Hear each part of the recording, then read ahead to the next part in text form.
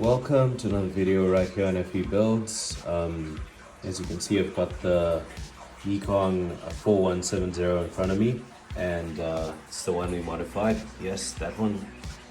And we're going to modify it a bit more. I did something. This is number 245 of the badge. I don't know if that makes any sense or if that's relevant at all, but anyways, I did something that was really silly and something that everyone who's been in the RC hobby should know for a while, and that is check that everything's tight, everything's good. What I did that was silly was I overlooked the shocks. I never checked that they were properly tightened. So as you can see, there's leaks over there, and if I zoom in, you'll see that the bottom piece is actually not tightened on very well. So the seals aren't sealed properly, and that's pretty much on that shock over there and the shock behind here. However, when driving this car around, you will see a test video, or maybe you've seen it already by now.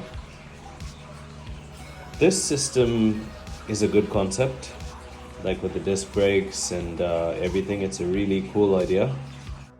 One thing I've experienced is it jams up, or it just doesn't grip enough. Since if I show you over here,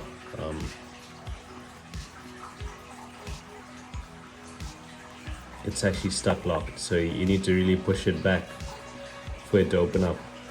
But once it pulls, it tightens and it's stuck like that. Now the wheel doesn't want to move freely, so you really need to push it forward. On this side also, push it forward. I think this side's already loose. Then you can turn the wheel around and still it's binding. It's still binding after all that. While trying to take everything off, I started with these screws over here, and I found a fix. So if you're experiencing binding at the back here, where it doesn't want to release and allow the car to move freely, let's simulate it being pinched. So when you activate that function, that's what it does. It pulls that on whichever side it needs to activate the dig. But now that I've released it, it's loose again. It's not binding. So all I did was I just loosened these screws slightly. It seems like they come a bit too tight from the factory. Loosen them slightly and they should be good. And you should have these discs moving freely when you release that piece. On the side, we're just going to loosen it slightly more.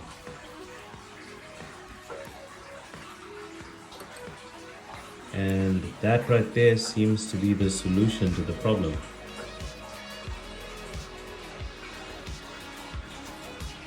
So it's not a major problem. It can actually be fixed just by loosening these screws.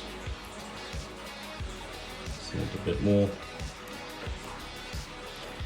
So one thing that I suspect is it won't grab so tight, but it's going to grab nonetheless.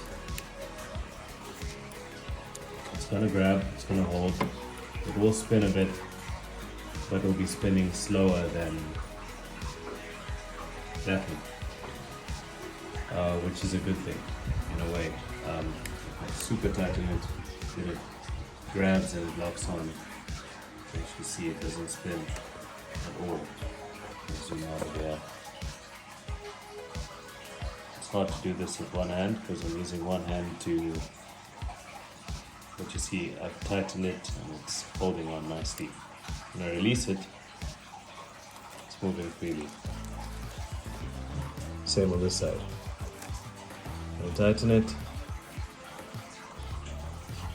it locks on. It doesn't want to move. When I release it, it's moving freely. So the fix is just open these screws slightly. They're too tight from factory. Next up, let's fix the shocks.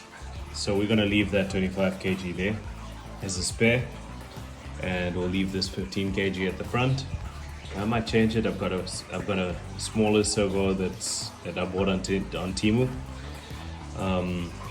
It's also quite nice. It's Metal Gear, and it's a bit smaller than that one, so it's a bit more low down weight, and I think it might also work. So if that gives in, I've got like 2 from Temu. They were so cheap. They were like $100 in rands, which is in dollars, I think that's under $10, or even less, maybe $5 for a 25 kilo servo. So that's not bad at all. Okay, so the back has been fixed. Those discs are not binding anymore. You can operate the system, release it, and they're not binding.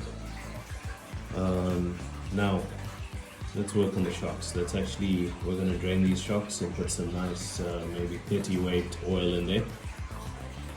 I've got some team associated 30 weight oil. We're going to clean this up, make sure the seals are good, and then fill them up nicely, make sure there's no oil in there, and get some proper shock absorber motion going. Okay, so my desk is messy, but in conclusion, we were victorious. We won, got this to work, so now it's nice and smooth.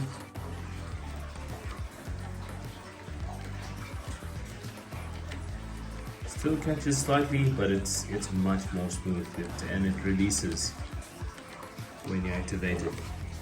And we also fixed the shocks. The issue that we had at the bottom of the shocks over there, at the bottom of the cylinder, is it needed one more seal.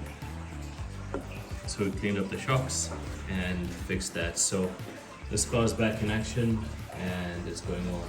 Okay, so just a quick thing I want to add in here. If you find that you loosen those screws that I showed you on the disc brakes, and after that it's not breaking, you can do the fine-tuning adjustments over here. Basically just loosen this and push it in slightly so that when this turns, it really grips and pulls and locks against that disc brake. But basically now we've got this car working perfect to a point where I don't have to actually take this off. When I started this video, I was so frustrated I wanted to take it off. Now it's working and we sorted. So if you've been having that issue with it getting stuck or it getting locked in place, then there's your fix.